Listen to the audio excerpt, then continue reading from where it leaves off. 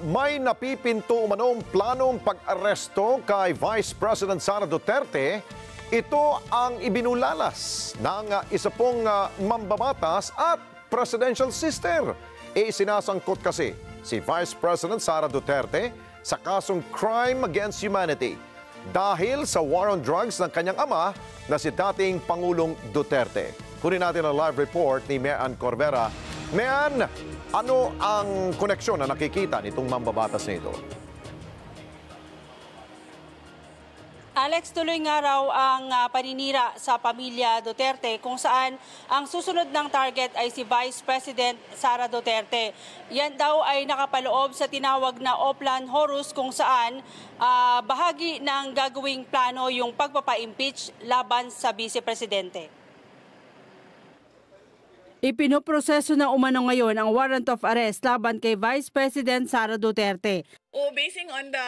Ang Vice Presidente ay iniugnay rin sa kasong crime against humanity na isinampa laban sa kanyang ama na si dating Pangulong Rodrigo Duterte dahil sa war on drugs sa ilalim ng kanyang administrasyon.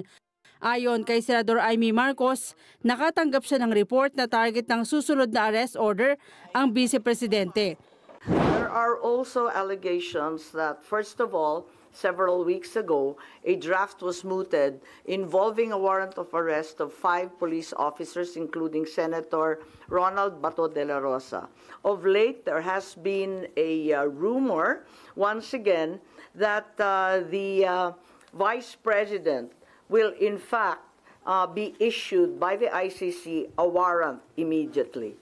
So, alam natin na si VP Sara ay nandun sa listahan. Pero alam ko na nasa ibaba siya, no? Doon sa mga pinangalanan. Ngunit, ilang araw nakalipas, may mga report na siya na ang uunahin.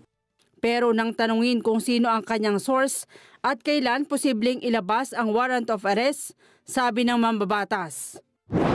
Uso naman ang chismis ngayon. Chismis rin po. Pero kahit chismis, sinabi ni Marcos na hindi niya papayagan na maulit ang nangyari sa dating Pangulo na basta na lamang isinuko sa madayuhan matapos arestuhin.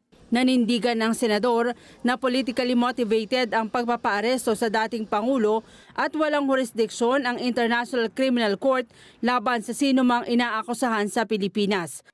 Bahagi raw kasi ito ng tinawag niyang Oplan Horus, isang mid-election action final campaign, sprint action plan na binuo ng umanay mga kaalyado ng administrasyon sa naka-CMD para pabalsakin umano ang pamilya Duterte. Foremost, the administration has said time and time again through the President himself that the ICC has no jurisdiction in the Philippines. Therefore, any warrant of arrest by the ICC cannot be enforced in this country for lack of jurisdiction. It is nothing, that warrant from the ICC, but a mere scrap of paper. Walang bale yun. Pero iginit ni Senator Bongbong Marcos na hindi siya sang-ayon sa findings ng kanyang kapatid na si Senator Amy sa pagkakaaresto sa dating Pangulo. Everyone's entitled to their opinion. I disagree. Nauna rito kinumpirma ni VP Sara na kasama ang kanyang pangalan sa mga posibleng ipaaresto ng ICC. Nakumpirma niya raw ito nang dalawin niya ang kanyang ama sa dahig. Nang una siyang bumisita, pinapayagan pa raw siya pero nagkaroon ng restrictions at lahat ng kanilang pag-uusap ay nire-record ng ICC. Inulit naman ng mababatas ang rekomendasyon ng Senate Committee on Foreign Relations na paimbestigahan sa Ombudsman ang anyay iligal na pagpapaaresto sa dating Pangulo.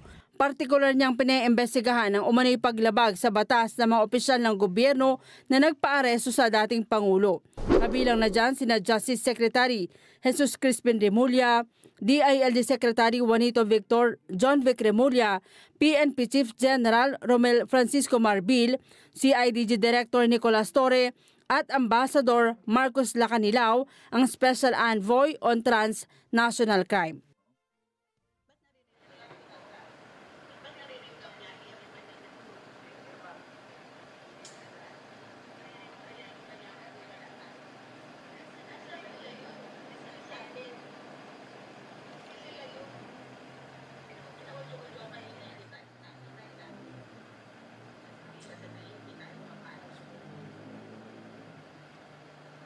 Alex, sa ngayon ay may mangyayari daw na protest vote sa eleksyon sa Mayo. Ayon sa senador sa kanyang pag-iikot sa buong bansa, ay nagalit ang mga kapwa Pilipino sa ginawang pang-aapi umano sa dating Pangulo. Hindi raw kasi ugali ng mga Pilipino na mang-api, lalo na sa mga may sakit at nakatatanda. Pero aminado si Marcos na hindi siya sigurado kung makikinabang siya dito dahil kabilang siya sa pamilya Marcos. Sa kabila niyan, wala raw siyang balak na palitan ang kanyang apelido, Alex.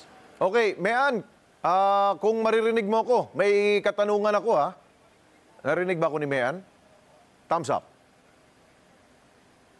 Ayun, Alex. ayun, narinig ako. Okay, Mayan, may tinanong yata kanina kay Senadora Amy patungkol sa relasyon nila ni Pangulong Marcos Jr., kanyang kapatid. Anong tugon dito ng Senadora?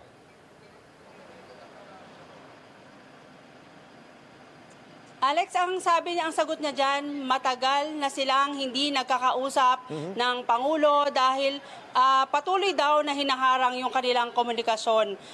Pero sa kabila niyan,